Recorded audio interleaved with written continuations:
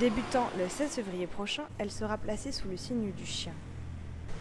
En statuettes ou encore en stickers, les vitrines des magasins de décoration du Chinatown de Port-Louis regorgent de porte-bonheur à l'effigie de l'ami de l'homme. Les vendeurs s'activent déjà pour mettre en ordre leurs magasins, car les clients sont déjà là. Une forte demande. 638. 638. Après 175.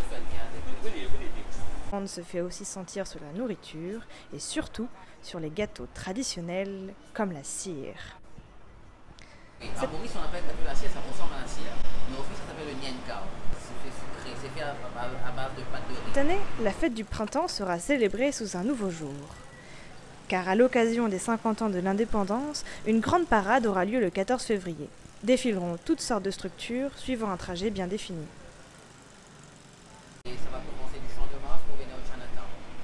Ils vont faire des défilés sur la rue, ils vont passer par la municipalité pour arrêter en quelques moments pour faire des performances et puis à l'hôtel du gouvernement et par la suite ici, dans le Chinatown. Cette journée fériée se passe traditionnellement dans l'intimité familiale. Mais cette année, les curieux pourront observer la parade et s'initier encore plus à la culture chinoise. Ils vont faire ça 2 jours avant, comme ça il y a plein de gens. Parce que normalement à Maurice on profite avec les fêtes, c'est pour faire connaître et une partage de culture. Surtout dans la culture chinoise on aime bien partager. Alors du coup voilà, on organise des fêtes pour partager avec les autres cultures. Après un bon dîner et une bonne parade, la communauté prévoit aussi de prendre un repos bien mérité.